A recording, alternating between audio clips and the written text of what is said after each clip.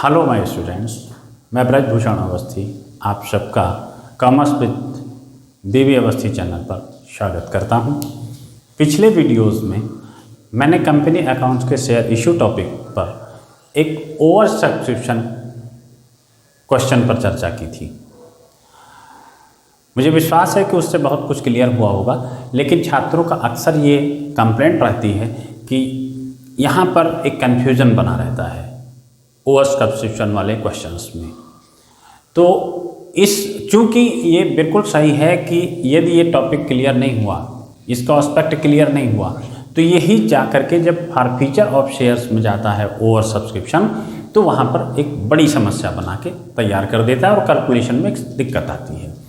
तो आज पुनः मैं ओवर सब्सक्रिप्शन का एक विशिष्ट क्वेश्चंस लेकर के उसके सारे एस्पेक्ट में आपको क्लियर करना चाहता हूँ।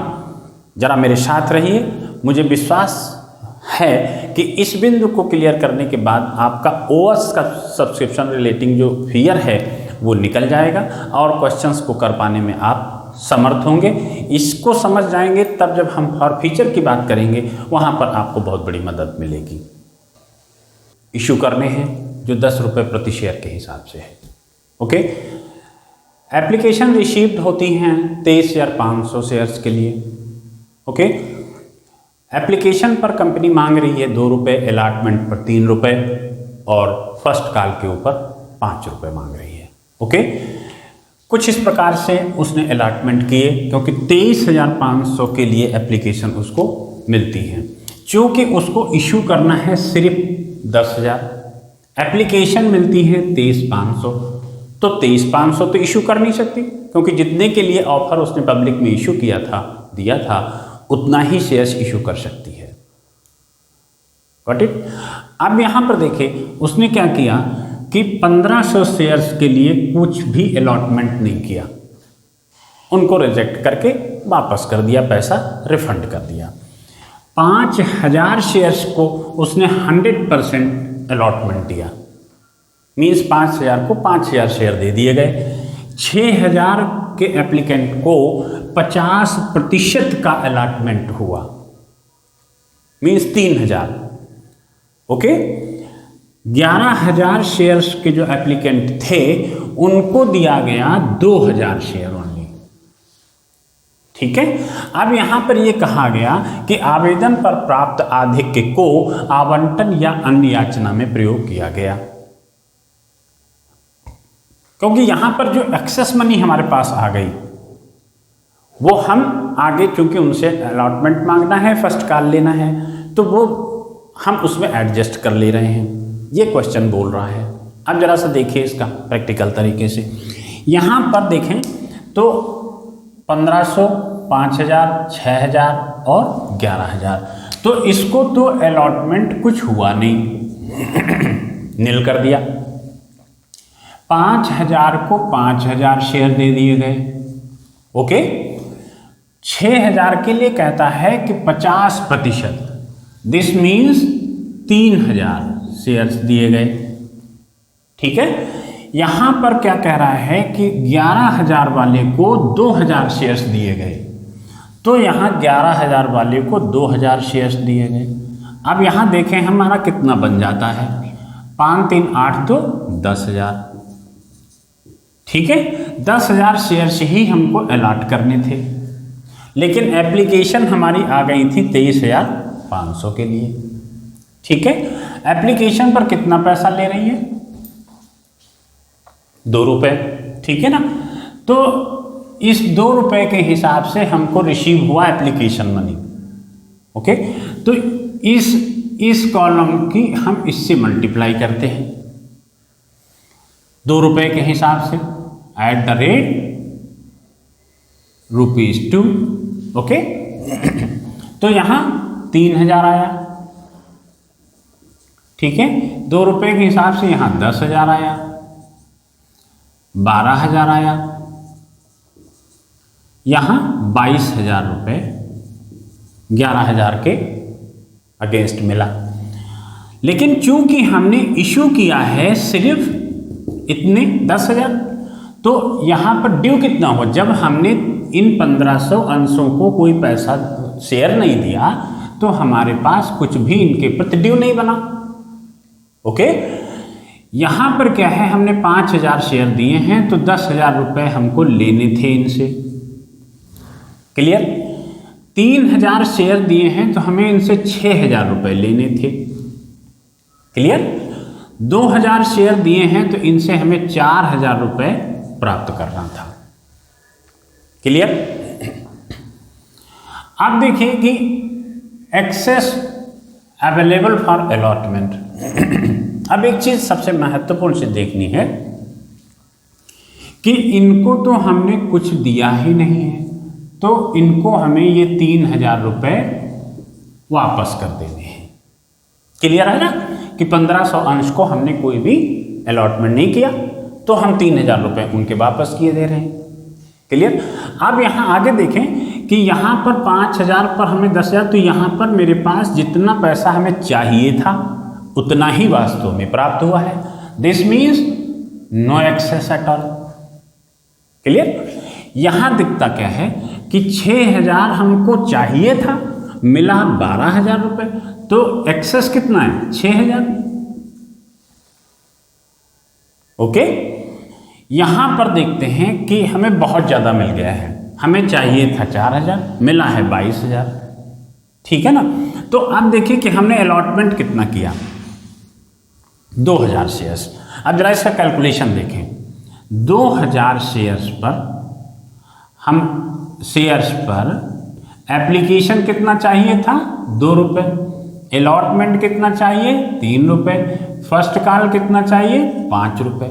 ओके, तो 2 रुपये के हिसाब से कितना हमें? 4,000। 3 रुपये के हिसाब से 6,000 और 5 रुपये के हिसाब से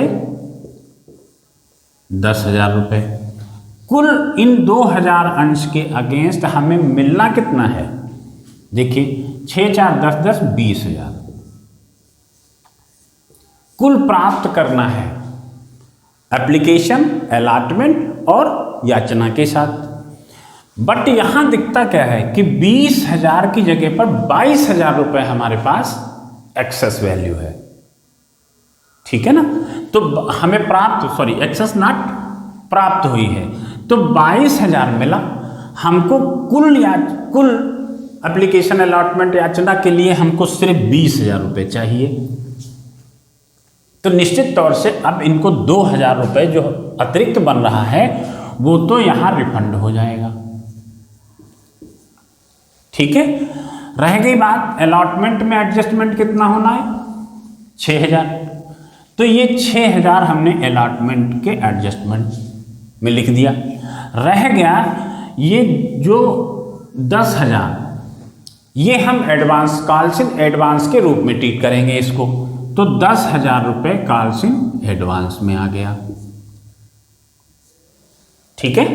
ये इतना सा क्लियर कि 11,000 अंशों पर 2 रुपए के हिसाब से 22,000 मिला।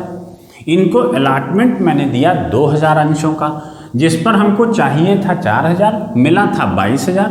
तो हमें कुल पैसा हमारे पास इन 2,000 अंशों पर 22,000 मिला था।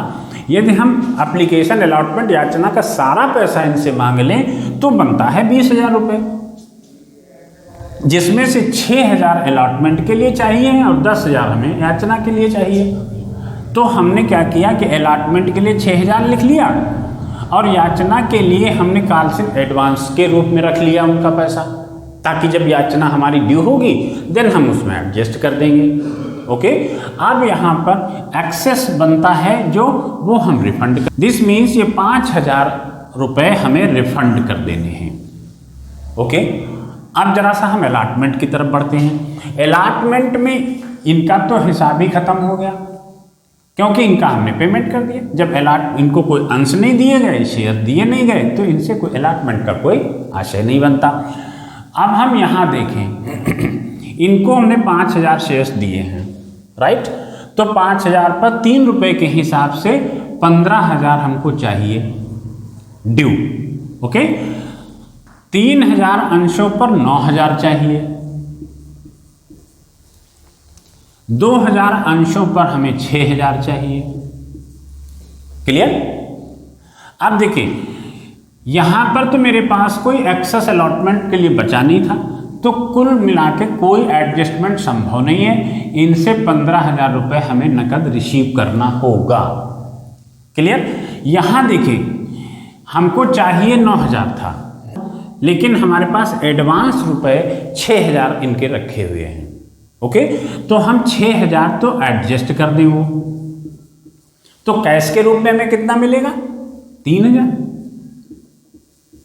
ओके, इसका डिफरेंस हमको रिसीव करना होगा इनसे। यहां पर हमको 6,000 एडवांस हमारा पड़ा हुआ है और 6,000 ड्यू होता है, तो 6,000 यहां एडजस्ट हो गया। तो इनसे हमें कुछ प्राप्त नहीं करना है अलॉटमेंट के टाइम। तो अब देखिए क्या होता है, हमने ड्यू कितना किया?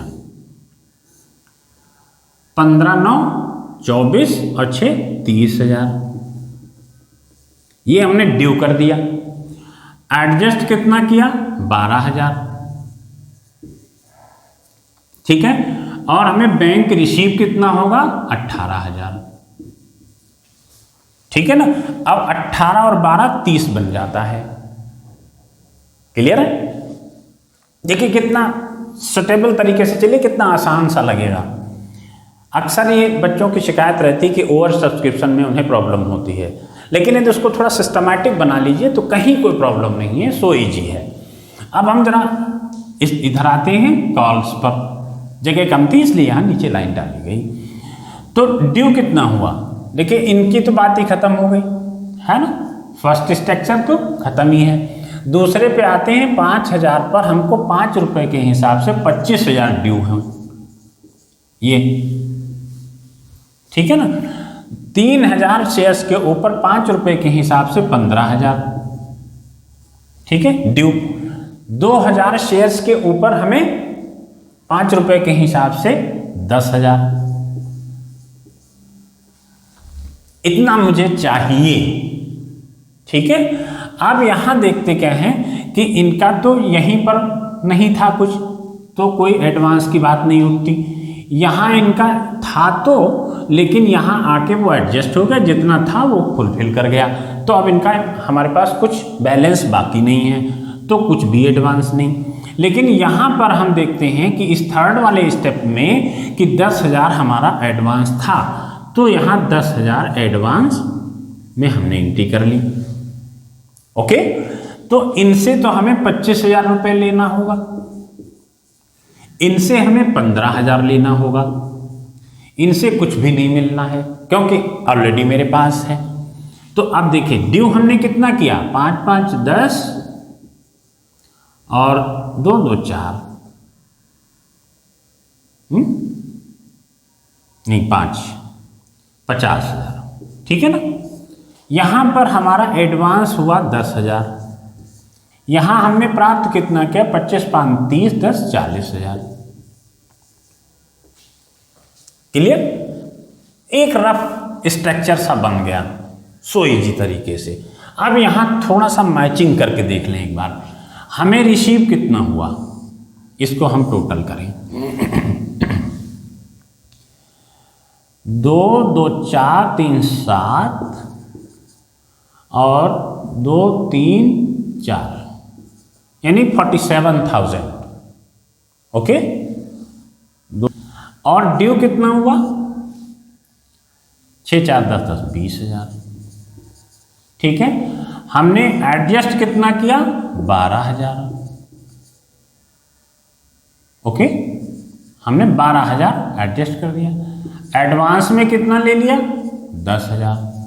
वापस कितना कर दिया? 5,000। अब जरा इस इतने का हिसाब समझिए, कंफ्यूज मत होइएगा, सो इजी है कि हमें 47,000 रुपये मिला था, उसमें से 20,000 तो एप्लीकेशन के लिए लिए हमने, 12,000 एडजस्ट कर दिया, तो 20, 12, 32 हुआ, और ये 10,000 42 हुआ। अब 42 और 5 47। ओके, तो 47 का हिसाब पूरा। ये जो 47 मिले थे उनका ट्रीटमेंट क्या हुआ?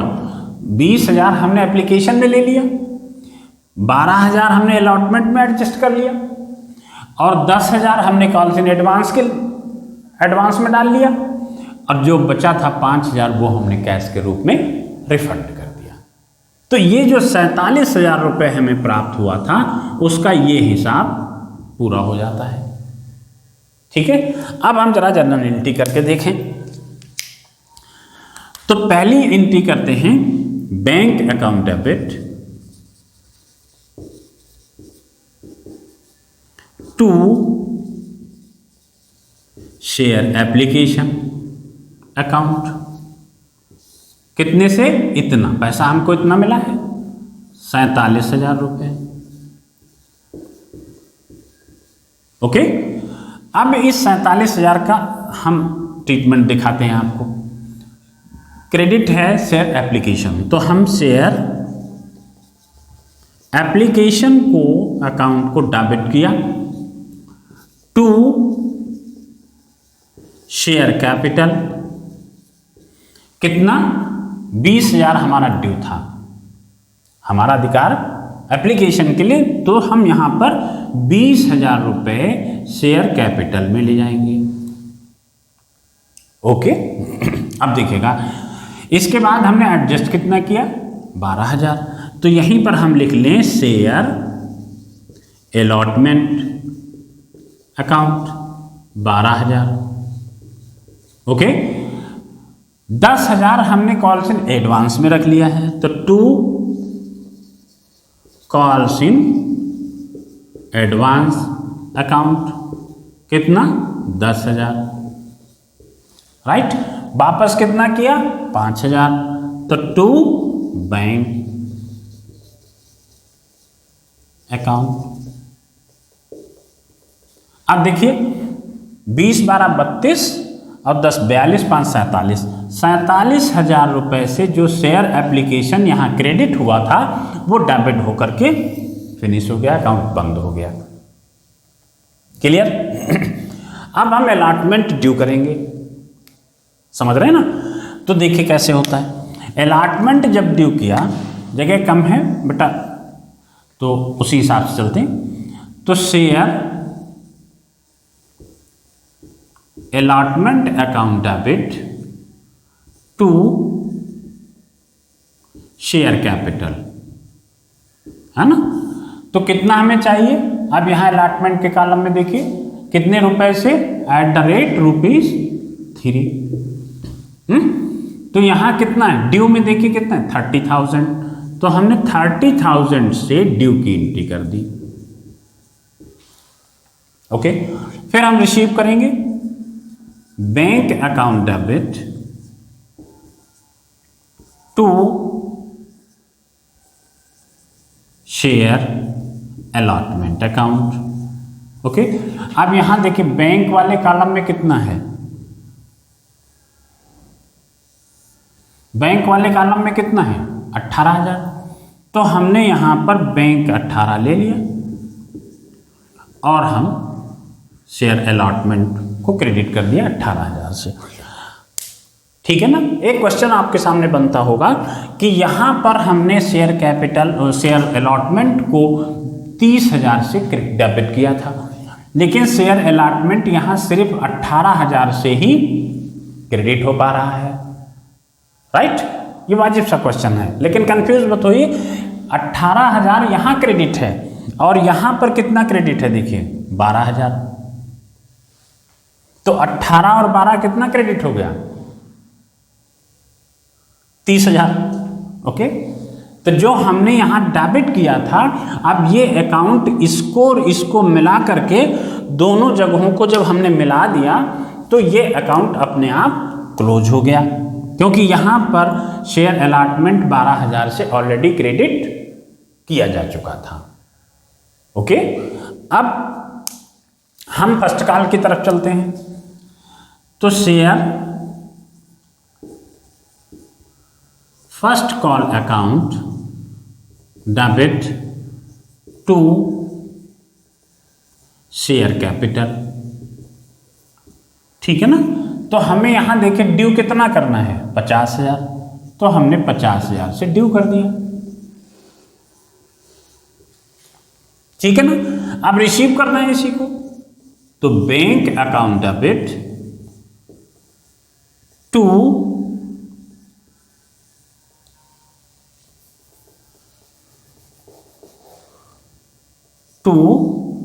Share first call. तो शेयर फर्स्ट कॉल कितना है? 50,000 से। हमको मिलना कितना है? बैंक से कितना मिल रहा है? 40,000। तो ये हमने बैंक में 40,000 डाल दिया। हमारे पास एडवांस कितना था? This is what it. अब यहां पर देखिए, कॉल्स इन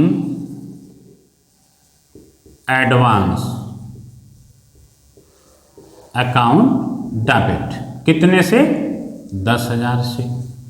अब यहां देखें कि हमने क्या किया है, यहां पर कॉल्स इन एडवांस क्रेडिट किया था, है ना। अब इसी कॉल्स इन एडवांस को यहां डेबिट कर दिया गया, तो calls in advance account close हो गया, राइट। और बैंक से हमको 40,000 मिल गए और हमारा ये पूरा हो जाता है। क्लियर है? ये एक सिंपल सा ट्रीटमेंट होता है इसका, कहीं कंफ्यूजन नहीं है। अब इसी को थोड़ा सा मैं कंफ्यूजन इसमें बनाऊं तो देखिए कितना अच्छा लगता है।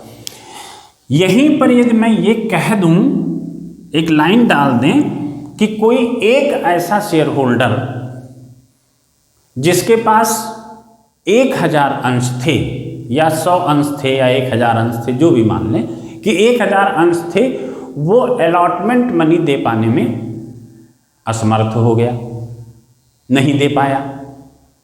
तो अलॉटमेंट नहीं दे पाया तो फर्स्ट कॉल नहीं दे पाया। क्लियर?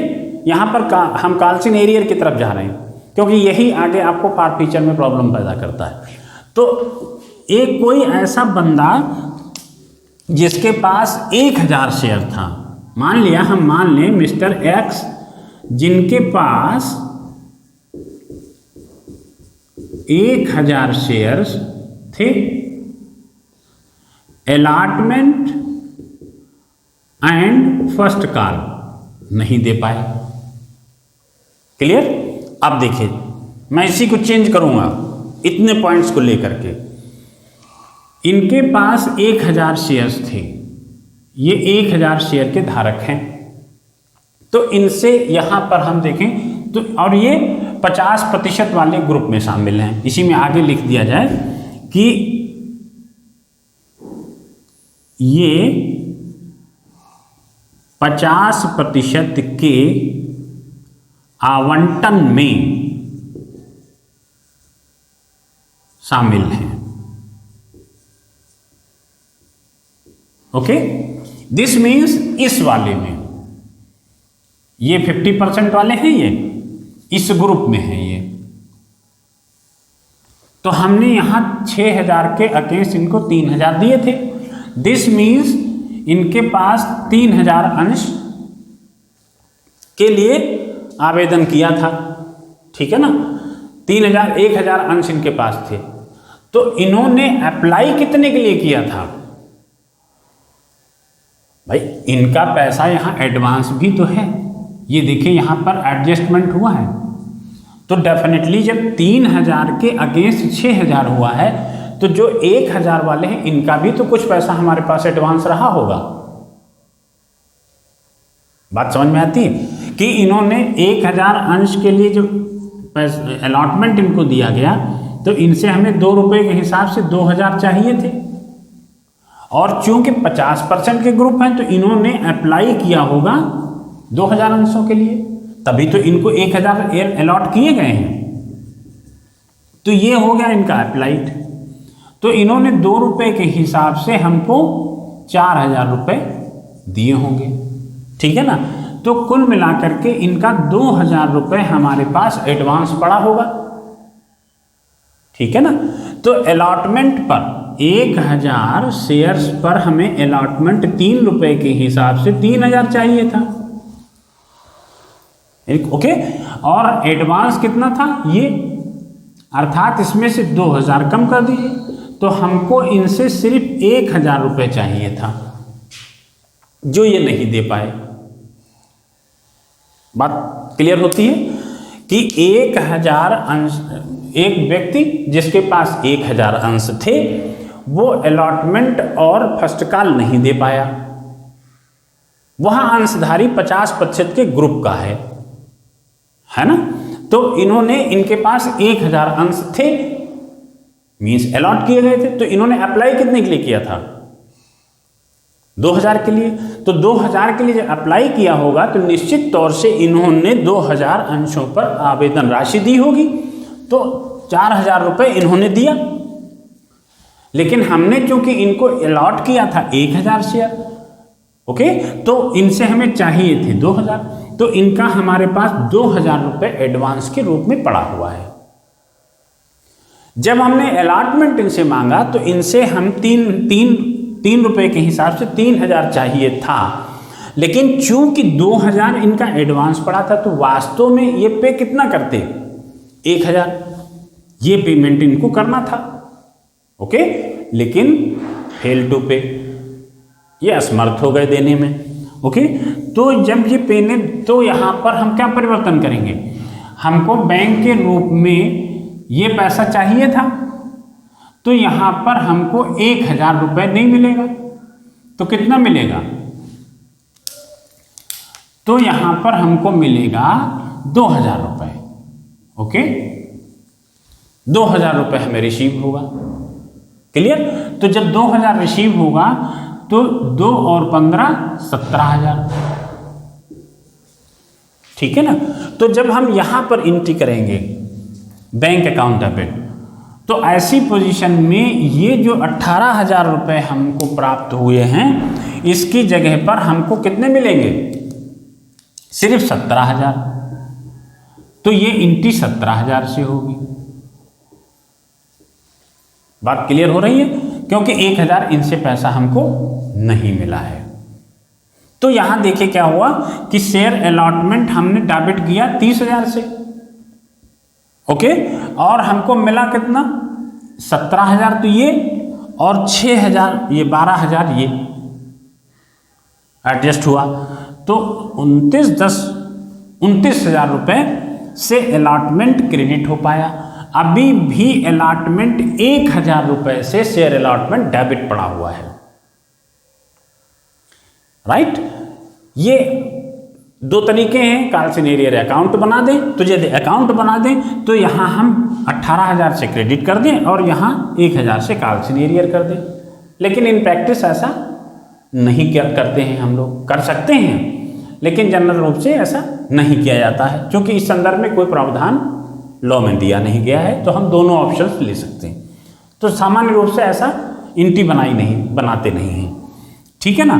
तो ये कर लिया। यही चीज़ जब हम फर्स्ट कॉल में आए तो फर्स्ट कॉल में भी ये महोदय 1000 अंशों पर नहीं दे पाए, तो 5 रुपये के हिसाब से 1000 शेयर्स पर 5 रुपये के हिसाब से 5000 रुपये हमें नहीं मिला। तो जो यहाँ पर ये 25,000 हैं, ये 15,000, 3000 अंशों पर 15,000 हमने ड्यू किया था, ठीक है ना, 5 रुपये के हिसाब से, और हमने 15 यहाँ रिसीव कर लिया। मान लिया इसी में ये न दे पाते तो यहाँ पर 5000 कम हो जाएंगे, अर्थात ये 5-15 की जगह पर हमको 10,000 मिलेगा, ठीक है। 10 और 25, ठीक है ना, तो ये कितना आएगा? 35,000। तो बैंक हो जाएगा 35,000। तो यहाँ पर जो हमने बैंक को 40 लिखा है, ठीक है ना, तो ये हो जाएगा 40 की जगह पर 35,000, और यहाँ से 50,000 की जगह पर 45,000 से शेयर फर्स्ट कॉल क्रेडिट होगी। तो यहाँ डेबिट किया हमने 50,000 से, क्रेडिट किया 45,000 से, तो अभी भी ये 5,000 से शेयर फर्स्ट कॉल डेबिट पड़ा रहेगा। जब ये पैसे देंगे देन ये क्रेडिट हो जाएगा, या हम फॉरफिट करेंगे तब उसका उस समय ट्रीटमेंट करेंगे। ओके, क्लियर हुआ? बहुत सिंपल है, बस सिस्टम से एक एक तरीके से आगे बढ़ते चले जाइए, कहीं कोई कंफ्यूजन नहीं। ओके, विश्वास है कि आपको ये चीज समझ में आई होगी लेकिन एक आपसे भी ये भी कहना है कि ओवर सब्सक्रिप्शन से रिलेटेड जो आपकी टेक्स्ट बुक में क्वेश्चंस हैं इनको अटेम्प्ट जरूर करें। पहले आप इसी क्वेश्चंस को एक बार अटेम्प्ट करें और फिर इसी से रिलेटेड ओवर सब्सक्रिप्शन के क्वेश्चंस आप अपनी दी हुई बुक्स में अटेम्प्ट करें, ताकि प्रैक्टिस होना आवश्यक है। नियम का जानना जितना जरूरी है उतना प्रैक्टिस आवश्यक है। प्रैक्टिस ही आपको परफेक्ट बनाएगी। ओके, प्रैक्टिस अनिवार्य है, बेटा जरूर करें, नहीं तो ये कंफ्यूजन जरूर पैदा करेगा, कंफ्यूज बने रहेंगे। कंफ्यूजन खत्म करने के लिए प्रैक्टिस अनिवार्य है। ठीक है ना, मैं आप तक अपनी बात पहुंचा पाया हूं। तो हमारे वीडियो को हमें प्रमोट करने के लिए लाइक करें। आगे मैं बढ़ूंगा, फॉर फ्यूचर की तरफ आऊँगा, अगला वीडियो आप तक पहुँचे, इसलिए वीडियो को सब्सक्राइब, चैनल को सब्सक्राइब करें। मैं आप तक अपनी बात पहुंचा पा रहा हूं, आपको संतुष्ट कर पा रहा हूं, तो अपने मित्रों को शेयर करें।